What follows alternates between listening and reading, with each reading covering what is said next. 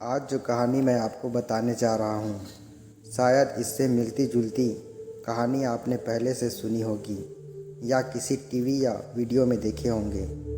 लेकिन वह कहते हैं ना कि ओल्ड इज़ गोल्ड। चिंता मत कीजिए, मैं इसे कॉपी नहीं किया था।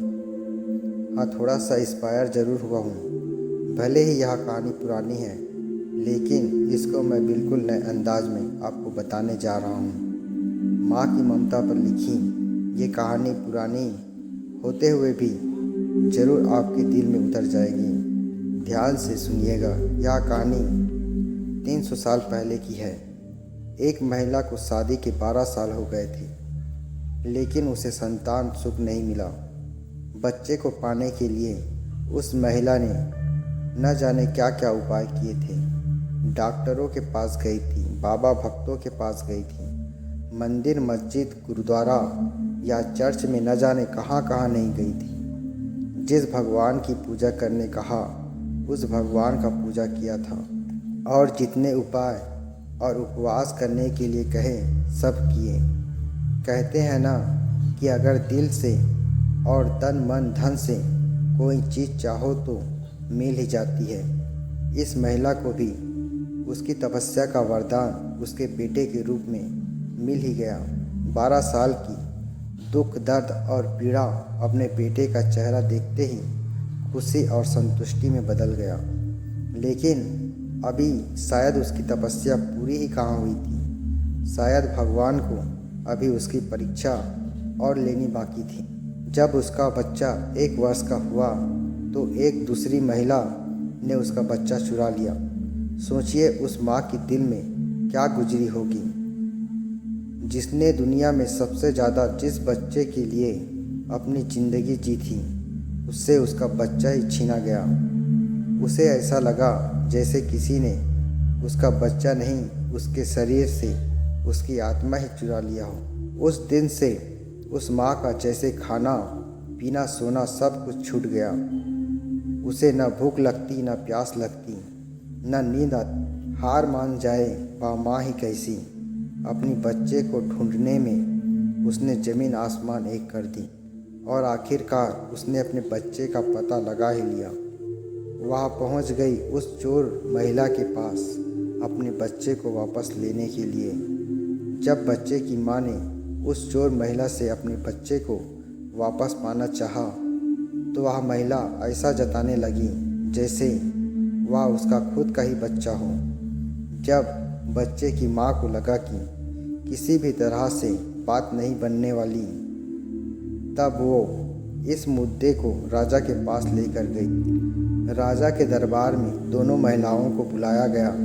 दोनों ही महिलाएं उस बच्चे पर अपना पूरा हक जताते दिखाई देने लगीं। राजा और उसके सभी दरबारी काफ़ी आश्चर्यचकित और हैरान हो गए, क्योंकि बच्चे की सच्ची माँ को पहचानने के लिए उन्होंने जितने भी सवाल बच्चे के बारे में दोनों ही महिलाओं से किए, जो उसकी आदतों, उसकी पसंद या उसकी निशानों के बारे में थे, दोनों ही महिलाएं उसका सही सही जवाब दे रही थीं। जब इस समस्या का समाधान निकलता नज़र नहीं आ रहा था, तो राजा ने अपने खास और सबसे समझदार मंत्री से इसका निराकरण करने के लिए कहा।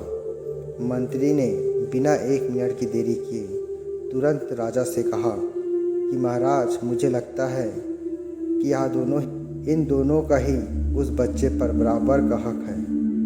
अगर आपको न्याय ही करना है तो सबसे बेहतर तरीका यही होगा कि आप बच्चे के 2 टुकड़े कर दीजिए और एक टुकड़ा एक माँ को और दूसरी टुकड़ा दूसरे माँ को बांट दीजिए। मंत्री की ऐसी बात सुन राजा के साथ साथ दरबार में हाजिर हुए सभी लोग उसकी तरफ आश्चर्य से देखने लगे। राजा ने सोचा कि मंत्री की ऐसी मूर्खतापूर्ण बातों के पीछे जरूर कोई रहस्य होगा, या बिना सोचे समझे ऐसी बात कभी नहीं कर सकते। राजा ने तुरंत अपने सिपाहियों से कहा, मंत्री की बात पर अमल किया जाए और इस बच्चे के 2 टुकड़े कर दिए जाए। बच्चे की असली माँ ने यह फैसला सुनते ही राजा के पैर पकड़ लिए और बोली, महाराज, मुझ पर इतना जुल्म मत कीजिए। आप चाहे तो बच्चे को उस महिला को दे दीजिए, लेकिन उसके 2 टुकड़े मत करिए। मेरा बच्चा मेरे पास नहीं रहा, इस दुनिया में तो रहेगा। मंत्री जी ने राजा से कहा, महाराज, यही उस बच्चे की असली माँ, और जो वहाँ पर शांत खड़ी है वह है चोर। राजा ने तुरंत उस बच्चे को उसके असली माँ को सौंपने के लिए कहा और उस चोर महिला को फांसी की सज़ा सुनाई गई। बच्चे की असली माँ को उस दूसरी महिला पर, जिसने उसका बच्चा चुराया था, दया आ गई, क्योंकि उससे मिलने के बाद उसे यह पता चला था कि वह भी उसी परिस्थिति से गुजर रही थी जिससे वह 12 साल से गुजरी थी।